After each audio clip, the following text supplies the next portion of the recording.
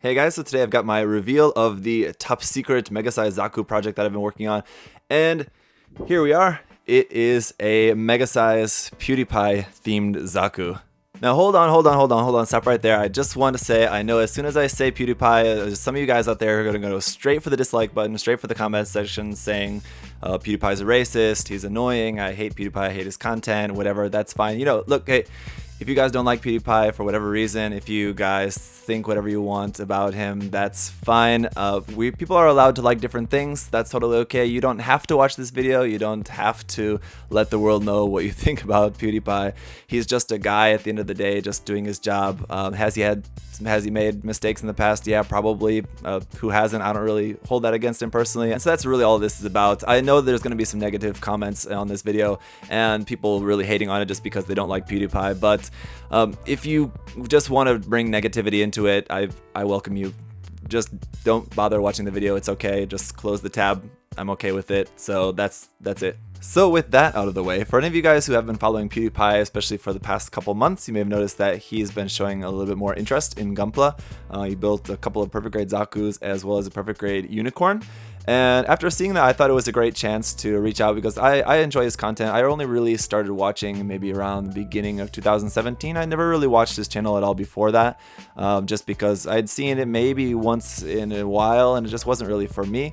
But then once I started watching, maybe around the beginning of 2017, I liked it. I think that's when he was kind of going through a phase of just kind of really getting into his own, and I've really enjoyed his content for the past year or so that I've been watching. So I thought it was a good opportunity to just kind of do what I do, which is make Gunpla, and just sort of give something back to him. So yeah, I just made this as a gift for him. I'm going to try to get it to him. He doesn't have any like public address listed online, but hopefully I'll be able to get in touch with him in some way or to get his address to be able to send this to him. I'll let you guys know if and when I do, but I hope I'm able to. I'm sure he'll like it. So I just think the idea of more Gunpla being featured, even if it's just in some small way, on a channel of that size is just an excellent way to bring more people into the community. And some people may disagree with that, saying, oh, we don't need a whole bunch of 12-year-olds coming into the community. But I mean, any more people joining the community just means more fresh ideas, more people out there buying Gunpla, and that means more money to Bandai, that means more kits for the rest of us. So where I think most of you guys watching would probably agree with me that Gunpla is a really fun and just really good hobby. It's so relaxing, and I think we can all just enjoy it a lot in many different ways, and I think it's a hobby that if more people got into, I'm sure other people will like it too. So in the spirit of just wanting to give a gift to a fellow creator and hoping to grow the community in any way, this is why I've made this. It wasn't really that big of a project. It's a very big kit. Obviously, as you guys know, the MegaSize kits are quite large, larger than the perfect grade kits that he does have on display there in his room. So if this does make it there, it'll make a pretty prominent piece in the background of his videos. But overall, the process for this kit was nothing too complicated. I mean, I didn't really go all out doing a whole bunch of modifications or anything like that. Basically, this kit is just a whole lot of seam line removal. So it's a long process to go through, removing all the seams and sanding everywhere on the kit, especially the seams on the pipes around the torso and around the head and on the legs as well. If you guys remember on the previous MegaSize Zaku build that I did, I like wrapped putty around there to make the tubes, make the pipes look kind of more Thunderbolt style, and conveniently that was also a good way to avoid having to remove the seam lines on those, because the seam lines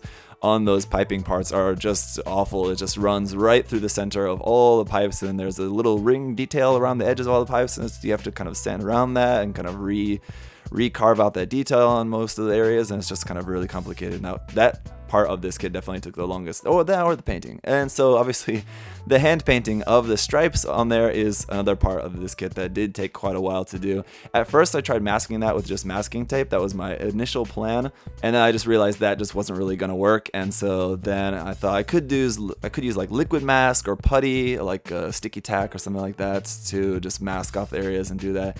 Ultimately I just decided that hand painting, while it's gonna take a long time, it's just gonna be ultimately probably the easiest way to get the best results. And I think it came out pretty well. It's not perfect. I hand painted that with just lacquer. As far as the colors, all the colors are, well, they're not all custom mixed. The gray for like the hands and the joint parts, that is a custom mix. I guess the only color that's not custom mixed is the kind of dark gray for the feet and the kneecaps, the elbows, and the chest part. That's done with the Mr. Color navy blue, which, yeah, it's navy blue, but it looks very close to black. So that's the color that I've often used for these Zaku black parts. And then that dark maroon red is a custom mix of the Shars red, and then I also mixed in a couple other colors. There's a little bit of wine red in there as well, just to kind of make that a little bit different. And then, of course, the main color, which you're seeing, which is replacing like the light salmon pink color of the normal Zaku kit, that's definitely custom mixed. It's a lot of fluorescent red mixed with a couple other reds in there to try to recreate the color that PewDiePie uses for his different things. His chair obviously is one thing, his headphones and other different promotional imagery. And the stripes are not actually black, although they pretty much look black. Theirs are actually just super dark blue as well. And then for the weapons, I don't normally like the Heat Hawk actually being purple, but in this case I decided just to stick with it being purple, since I believe that's the color of the one that comes with the perfect grade. But I didn't make it super bright purple, it's definitely toned down a lot. And then for the machine gun as well, it definitely came out more brown than what I was expecting. But I think it does still look pretty cool. It's a nice, interesting color. I like it. And then once all the base colors were down and the striping was all done, then I just went in and painted some of the little details with some little bits of enamel gray. That's pretty much it. And then added the panel lines, of course, and the decals. I used all of the just decals that were included with this kit, except for the actual Xeon markings. The Xeon markings and things I replaced with some custom PewDiePie decals that I had ordered from Samuel Decals. So I got those decals here. There's obviously on the front skirt, there's the PewDiePie fist logo, the PDPX logo there on the shield and on the chest. And then the parts that were just of my own creation were just like the $3.99 there on the shoulder, and then the Sweden-Japan flag kind of fused there. I thought that'd be pretty cool. You probably like that. And that's pretty much it. After it was all done and I had the like final gloss coat on it, I actually kind of really liked it in its glossy state. But after looking at it for a while, I decided it's just a little bit too glossy, so I hit it with some Gaia Notes Flat Clear to just tone that down a little bit. It's not super matte coat, but I think it's looking really nice. I really like the finish that it's got now at the moment, so I'm really happy with how this came out. It was just supposed to be a fun, simple project. It's simple, but it definitely took a while.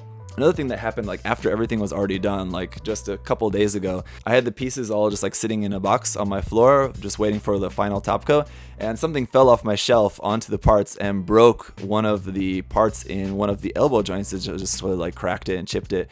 So I had to take the arm apart and re-putty part in there and re-sand, repaint that little part. So that is why the center part of the elbow joint is actually a different color, because I had to fix and repaint that part. So then had to just repaint the other part on the opposite side as well, just to match. So accidents happen sometimes and you just have to work with it. So yeah, that's pretty much it, guys, for this kit. This is actually my first completed build of the year. I've been just really busy, obviously, with the new baby, and I've had a few work in progresses going. I have a couple of things that are a couple of little small projects that are really close to being done. I just kind of need like the last steps done. I have the HD Ryusei Go, which I'm doing for that AK paint testing project. A few other things. I should have like 3 or 4 other completed builds coming out in the very near future, so I should be able to catch up to at least have like 1 completed build per month count going pretty soon. But that's about it for this kit, guys. Let me know what you think in the comment section down below. This is obviously not meant to be like a masterpiece of Gunpla or like an entry into the GBWC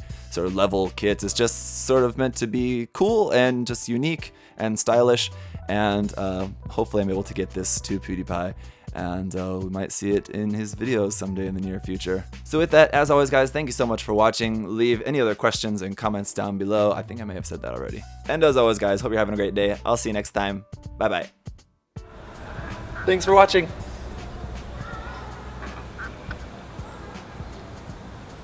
See you next time.